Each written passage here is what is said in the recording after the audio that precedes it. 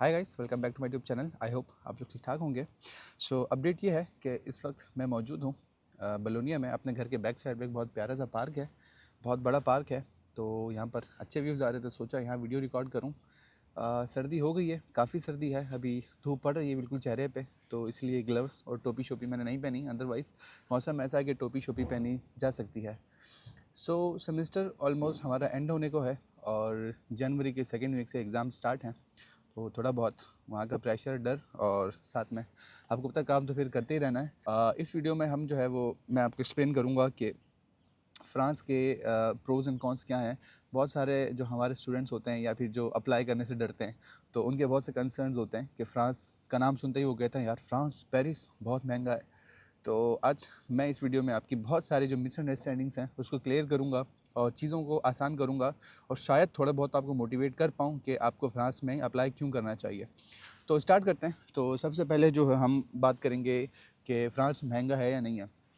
बहुत सारे लोग ये समझते हैं कि फ़्रांस बहुत महंगा है, और ऐसा कुछ भी नहीं है। मैं खुद 1 साल वहाँ रह के आया हूँ, तो मैं अपना पर्सनल एक्सपीरियंस भी शेयर करूँगा कि आइदर वो महंगा है या नहीं है। तो अगर आप कंपेयर करो यूके से और यूएस या दूसरी कंट्रीज से, तो बहुत सस्ता है मेरे ख़्याल से। तो अगर अब मैं जहाँ पे रह रहा हूँ आज, मैं बलोनिया में, आपके लोगों से आपसे सुना होगा कि बलोनिया या इटली इतना महंगा नहीं है। तो अभी मैं जहाँ रह रहा हूँ ना, तो मेरा मंथली एक्सपेंस जो अराउंड 500 यूरो आता है। 400 हमारा तकरीबन रेंट और बिल्स में आ जाता है, ग्रॉसरी वगैरह करके फिर 500 को टच कर जाता है। अदर एक्सपेंसेस आप हटा लो, बाहर कुछ खा लेते हो, दोस्तों के साथ स्पेंड करते हो, ट्रैवलिंग, ये सब चीज़ों को हटा के 500 आपका वाजिब वाजिब खर्चा है। तो इसी तरह पेरिस में अगर आप रहते हो, मेन पेरिस में, मैं जहाँ रहा था पेरिस में, बिल्कुल सेंटर ऑफ पेरिस, यानी सीते यूनिवर्सिटी में मैं रहता था। तो स्टूडेंट डॉर्मिट्री है, तो वहाँ मेरे जो एक्सपेंसेस थे वो मंथली 600 या 650 को टच करते थे। तो 520 रेंट था, और उसके बाद फिर एक्सपेंसेस इतने नहीं थे, ग्रॉसरी में ज़्यादा पैसे नहीं लगते थे। उसका एक रीज़न था, आगे चल के बेनिफिट में वो डिस्कस करेंगे। फ़ीस की बात करें तो पब्लिक यूनिवर्सिटीज़ फ्रांस की ऑलमोस्ट फ्री हैं। ऑलमोस्ट फ्री का मतलब साल की 250 यूरोज़ की, यानी 250 यूरोज़ उसकी फ़ीस होती है मिनिमम। 250 से लेकर 300 तक फ़ीस होती है। और 250 इज़ नथिंग यार, आपको पता है 250 यूरो कितने बनते हैं पाकिस्तानी? 75,000 बनते हैं PKR में। तो ये कोई ज़्यादा फ़ीस नहीं है। और प्राइवेट यूनिवर्सिटीज़ की अगर आप बात करो, तो पब्लिक और प्राइवेट में थोड़ा सा ये फ़र्क होता है ना कि आजकल कंसल्टेंट्स का जो चल रहा है सीन, वो कहता है कि हम पब्लिक में नहीं, प्राइवेट में आपको अप्लाई करके देंगे।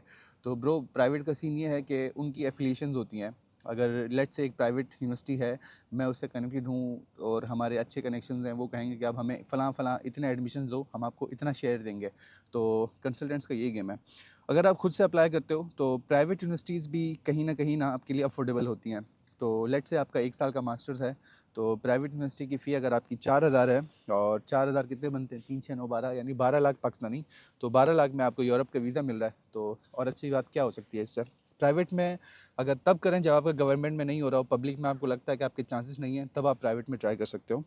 अगर एक्सपेंसेस की बात करें, मैंने अपना आपको बताया कि मैं तकरीबन 6 साढ़े 600 में भी रहा हूँ। और अगर आप चाहो तो थोड़ा सा खुला हाथ रखो, तो आपके एक्सपेंसेस और ऊपर आ जाते हैं। तो चीज़ें सारी डिपेंड करती हैं वो आपकी लिविंग स्टैंडर्ड्स पे, आप कहाँ रह रहे हो और किस तरह रह रहे हो।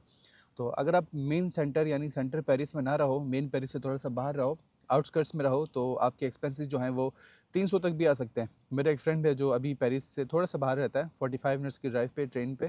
तो मंथली 300 एक्सपेंसिव हैं। अगर आप मान सकते हो इस बात को कि पेरिस में आपके 300 यूरोज़ यानी पाकिस्तानी 90,000 पर मंथ आपके एक्सपेंसेस हैं टोटल।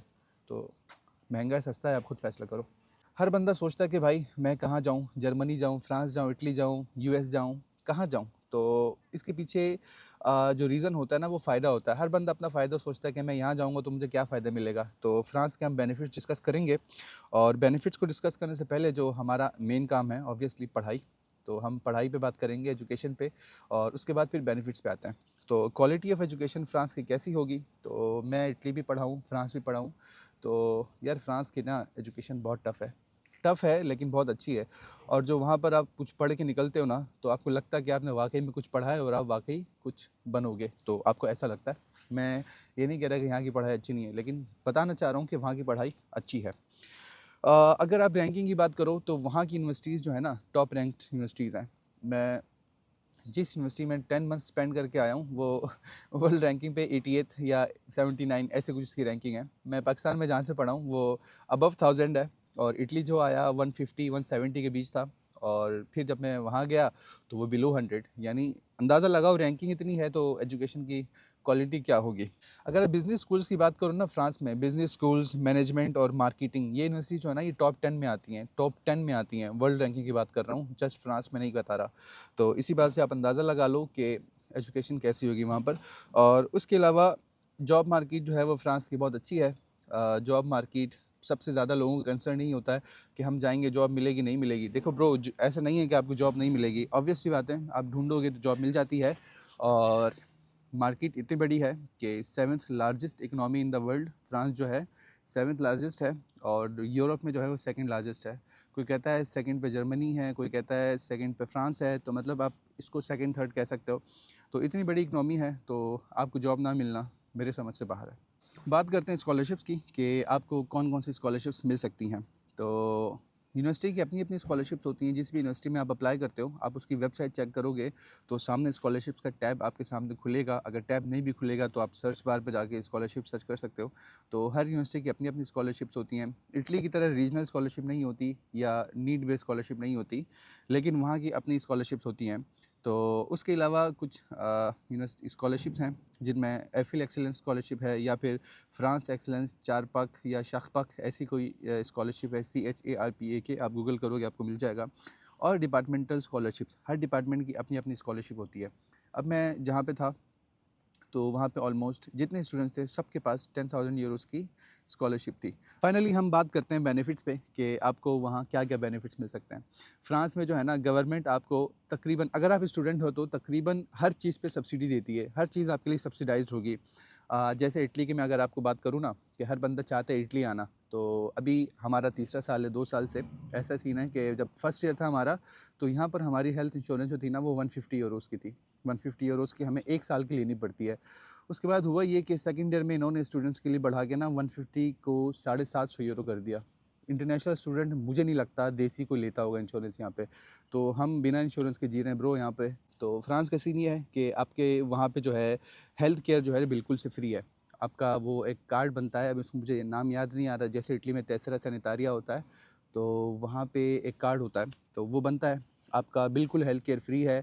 आप कभी भी जाओ, चेक कराओ, मेडिसिन लो। अगर आपके चश्मे पहनते हो ना, चश्मे भी टूट जाए तो वो भी फ्री में बनता है। उस बात से अंदाज़ा लगा लो क्या फ़ायदा है। फिर उसके बाद सबसे एक्सपेंसिव जो है वो आपका ट्रांसपोर्ट होता है।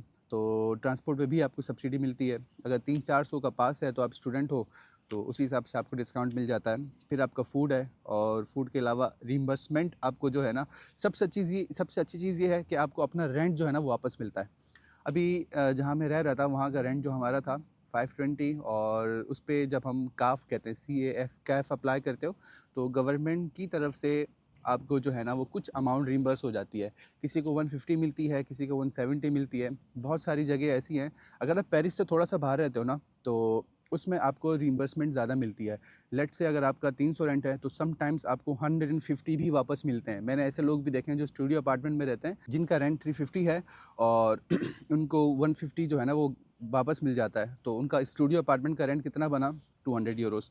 और जितने भी स्टूडेंट्स हैं ना वहाँ पर, लेट से उनकी फाइनेंशियल सिचुएशन अच्छी नहीं है और अभी उनको गए हुए 1 महीना 2 महीना हुआ है और उनको जॉब नहीं मिल रही, तो वहाँ पर बहुत सारी ना ऑर्गेनाइजेशंस हैं जो स्टूडेंट्स को ना ग्रोसरी देती हैं।